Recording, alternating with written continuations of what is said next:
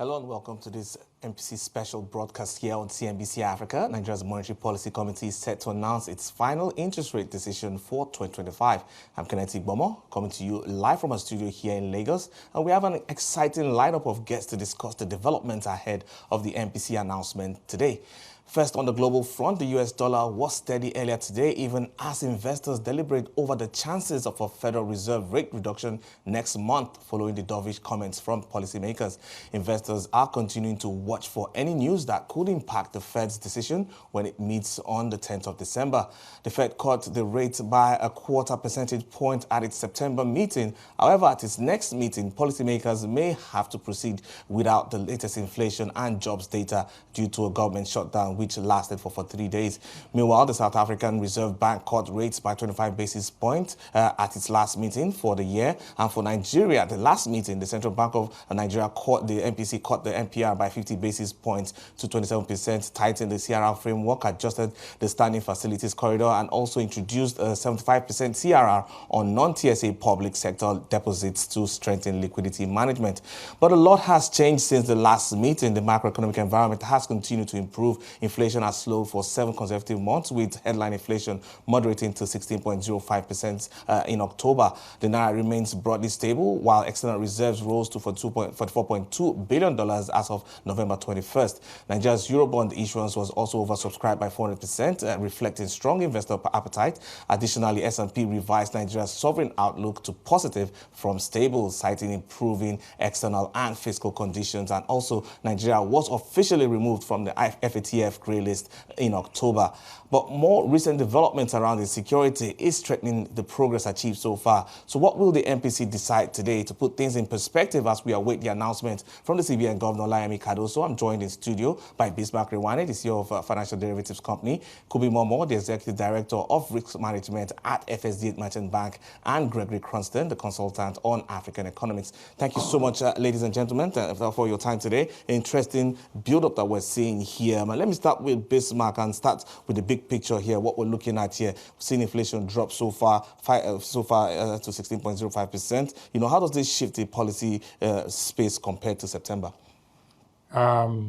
Central banks worry more about anticipated inflation, not historical inflation.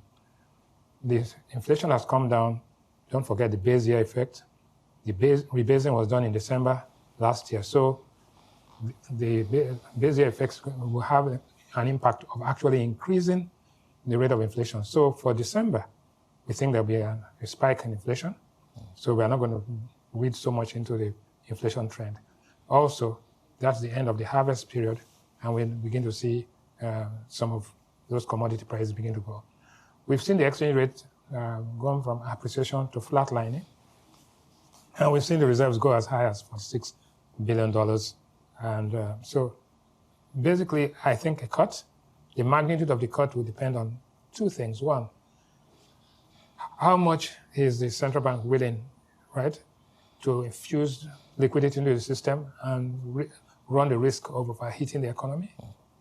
When we do know that the price of oil is dropping down to 60, 61, and could even go as low as 55.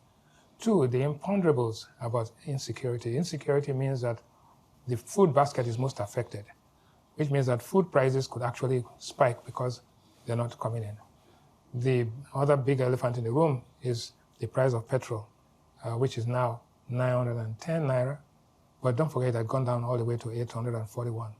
So if the price of petrol remains at this level, if the exchange rate stabilizes at this level, which is about 14.57 and all of that, so we think that the chances are that you'll probably have a 50 basis point cut, right?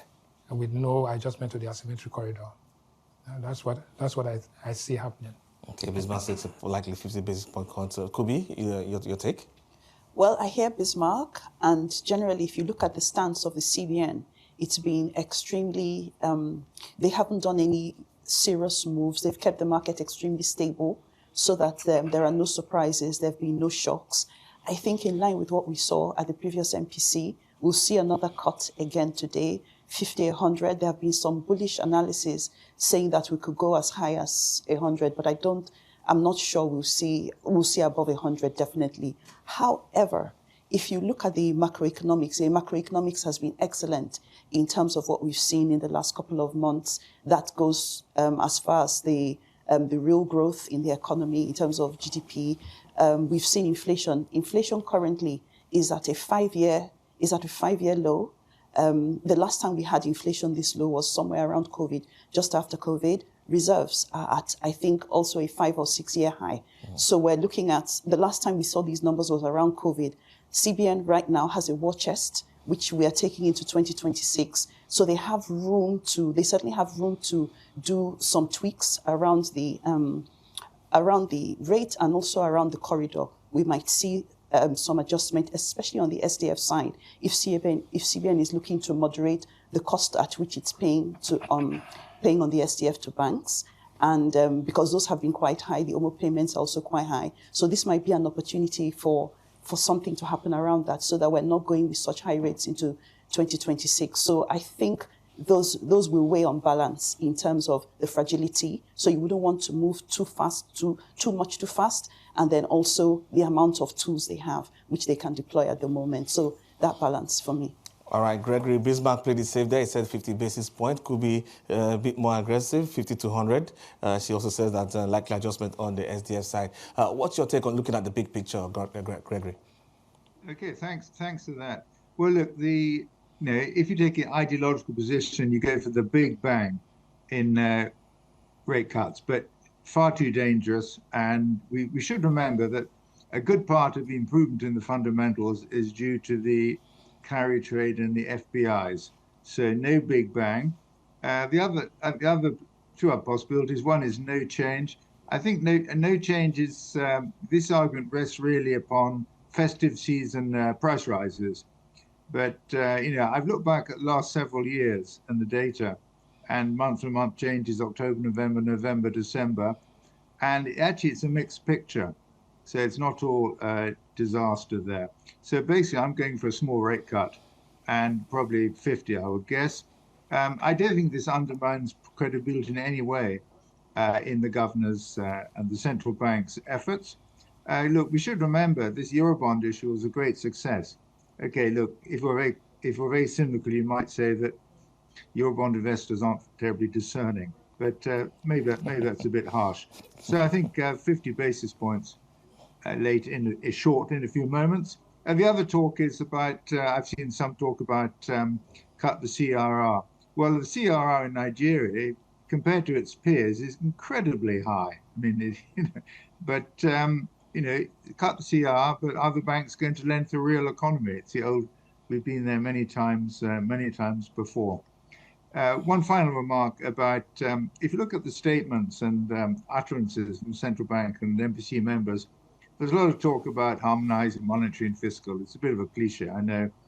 But, well, on the fiscal side, there has been a lot of step forwards in terms of non-oil revenue collection, and not just due to the FX rate changes, but the spending is intractably high. So, I don't see how monetary policy is going to have an impact on that.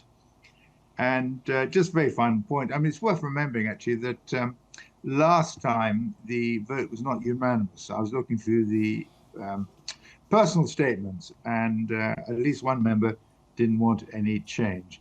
So we're hoping that there has been a sort of heated and open debate.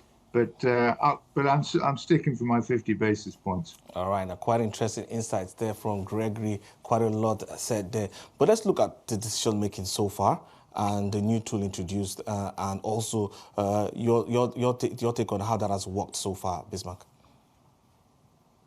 I think what Gregory said about the carry trade of the FPI is important.